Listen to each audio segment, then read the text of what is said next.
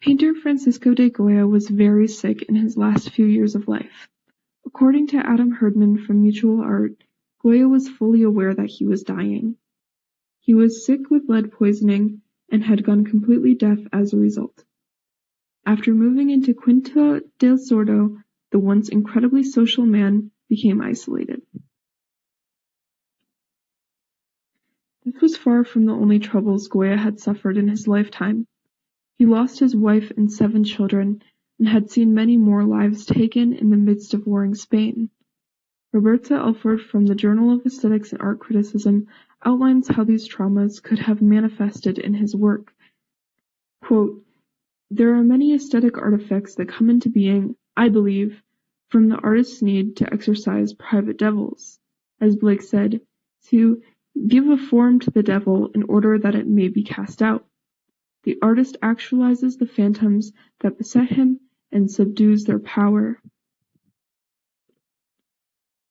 The journal goes on to describe real-life terrors, both horrific war scenes and mental illness, materialized in art as monsters or witches, and, as we will see, Goya reflects this materialization of personal demons perfectly in some of the most haunting paintings in history, a series that will be titled The Black Paintings. Goya's Witches' Sabbath depicts a small crowd of women, presumably the witches, being preached to by a humanoid goat. The women are seen offering children to the goat, a healthy baby in one woman's hands and an emaciated toddler being offered beside her. Dead children can be seen strung up in the background. Goya was extremely critical of the ideas of evil and the supernatural, especially the idea of witches and satanic practices. He even created Los Caprichos, a series of comics satirizing these foolish ideas. Stephen Fillon from The Guardian writes that many view Goya's work as products of his suffering. Quote, "Alternative interpretations lean more heavily on biography, proposing that Goya's worldview was darkened by the famine, poverty, and cruelty he witnessed and sketched during the Peninsular War between Napoleon and Bourbon Spain." He interviews art historian Teresa Vega, who has a very different outlook.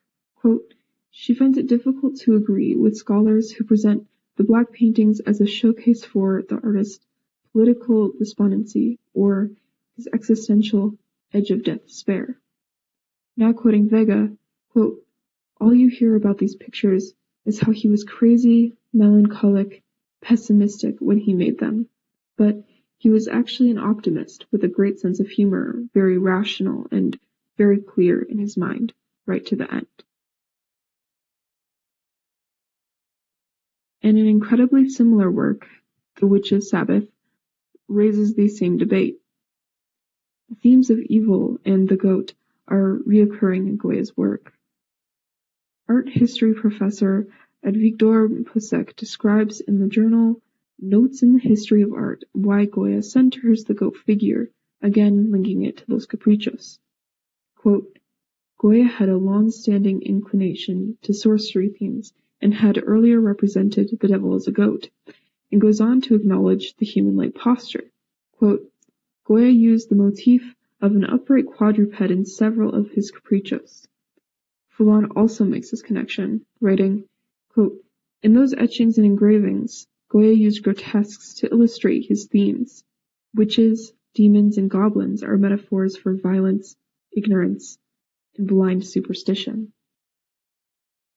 Another piece that is interpreted both as a work of satire and as reflective of Goya's condition is Man Mocked by Two Women. Like the title says, 2 women are sitting laughing at a man who appears to be masturbating. Some scholars claim that this is Goya projecting his own insecurities and fears into the work. Herdman says, quote, "In his later life, Goya became appalled and terrified by the appetites of flesh, hence the painting of the women laughing, perhaps deriding male sexuality." Others argue that the painting is meant to be sickly comedic. Fillon interviews Manuela Mena, the Prado's former deputy director for conversion research, dubbed Goya specialist. She believes the paintings to be mockeries similar to those in Los Caprichos, that they are, quote, "cartoons he drew around himself as if the walls were big sheets of paper," which is to say she finds them funny, writes Fillon. painting two old men is a bit more difficult to see in a comedic sense.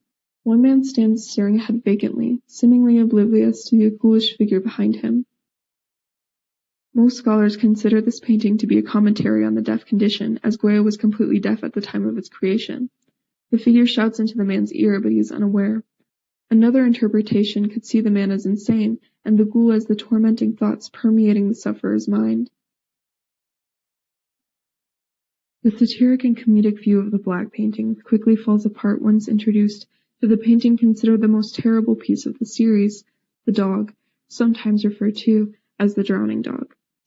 The scene is overwhelmingly bleak and simple. Most of the canvas makes up a pale sky, and a dark sea swallows the bottom. A dog's head pokes out, his eyes stricken with anxiety. Tom Lubbock from The Independent describes the scene as, quote, a frightful picture of dreamlike helplessness and despair, a demonstration of the power of simplicity. Where are we? Who knows? Because the scene is so minimal and non-specific, it's highly ambiguous.